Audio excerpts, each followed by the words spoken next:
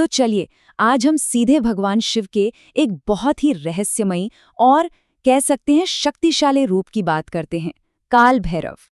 अच्छा, एक सवाल से शुरू करते हैं। क्या कभी ऐसे देवता के बारे में सुना है जिनकी पूजा में शराब और मांस चढ़ाया जाता हो? ये सवाल कई लोगों को हैरान कर देता है और इसके पीछे एक बहुत गहरा रहस्य भी है। वो इतने ज्यादा शक्तिशाली हैं कि ये कहा जाता है कि पवित्र शहर काशी में मोक्ष पाने के लिए भी पहले उनकी इजाजत लेनी पड़ती है। तो सवाल ये है कि इस शक्तिशाली रूप का जन्म आखिर हुआ कैसे? इसकी कहानी शुरू होती है ब्रह्मांड के सबसे बड़े अहंकार के टकराव से। जरा सोचिए, जब ब्रह्मांड को बनाने वाले ही इतने घमंड में आ जाएं, तो फिर दुनिया का संतुलन कैसे बना रहेगा? भगवान विष्णु ने ब्रह्मा जी को समझाने की बहुत कोशिश की कि हम सब बराबर हैं, लेकिन उनका अहंकार इतना बढ़ चुका था कि वो कुछ भी सुनने को तैयार ही नहीं थे। और ये अहंकार सिर्फ कोई सोच या विचार नहीं था, नहीं, ये ब्रह्मा के 5वें सिर के रूप में सचमुच में मौजूद था। एक ऐसा सिर जो लगातार सबका अपमान करता रहता था। जब अहंकार अपनी सारी हदें पार कर गया तो उसे खत्म करने के लिए एक परम शक्ति की जरूरत थी, और इसी जरूरत से भगवान शिव के क्रोध ने जन्म दिया काल भैरव को। लेकिन ब्रह्मांड में संतुलन वापस लाने के इस काम की एक बहुत भारी कीमत चुकानी पड़ी। एक ऐसी कीमत जिसके लिए एक बहुत लंबी और कठिन तपस्या करनी पड़ी। तो देखिए, ये 4 कदम उनकी पूरी यात्रा को कितनी खूबसूरती से समझाते हैं। सबसे पहले एक दिव्य कार्य, फिर उसका फौरन नतीजा एक श्राप, उसके बाद एक बहुत लंबी कठिन तपस्या, और आखिर में जाके मिली मुक्ति।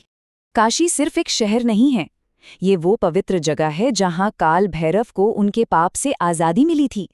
इसीलिए तो इसे कपाल मोचन तीर्थ भी कहते हैं, मतलब वो तीर्थ जो कपाल यानी खोपड़ी से मुक्त करे। अपनी तपस्या पूरी करने के बाद भगवान शिव ने काल भैरव को एक नई और बहुत ही जरूरी भूमिका दी। उन्हें काशी का परम न्यायाधीश यानी दंडाधिकारी बनाया गया, और साथ ही शहर का रक्षक यानी क्षेत्रपाल भी। अब वो वहां आने वाले हर इंसान के पाप पुण्य का हिसाब रखते हैं। उनकी सुरक्षा सिर्फ काशी तक ही नहीं है, बल्कि वो देवी के सभी 51 शक्तिपीठों की भी रक्षा करते हैं। और इसीलिए किसी भी शक्तिपीठ की यात्रा उनके भैरव रूप के दर्शन के बिना पूरी नहीं मानी जाती। चलिए अब वापस आते हैं उनकी पूजा के उस पहलू पर जिस पर सबसे ज्यादा सवाल उठते हैं, मतलब उन्हें चढ़ाए जाने वाले प्रसाद और पूजा के तरीके। ये वाकई में थोड़ा अजीब लगता है ना, कि एक देवता को शराब और मांस क्यों चढ़ाया जाता है। तो आइए इस रिवाज के पीछे के गहरे मतलब को समझने की कोशिश करते हैं। यहाँ जो सबसे जरूरी बात है वो ये है कि ये प्रसाद भगवान के खाने के लिए नहीं है, बल्कि ये एक प्रार्थना है कि भगवान हमारे अंदर के अंधेरे को, हमारी बुरी आदतों को खत्म कर दें। ये अपनी सभी बुराइयों को, चाहे वो आलस हो, कोई नशा हो या फिर अहंकार, भगवान को सौंप देने का एक तरीका है। उनका वाहन है कुत्ता, जिसे श्वान भी कहते हैं। ये वफादारी और सुरक्षा का प्रतीक है, और माना जाता है कि कुत्तों को खाना खिलाने से उनकी कृपा आसानी से मिल जाती है। अच्छा, तो आज की दुनिया में ऐसे उग्र देवता की पूजा क्यों करनी चाहिए? जवाब उनके नाम में ही छुपा है। काल यानी समय। काल भैरव सिर्फ दंड देने वाले देवता नहीं हैं, वो खुद समय के स्वामी हैं। उनके पास समय की धारा को भी बदलने की शक्ति है।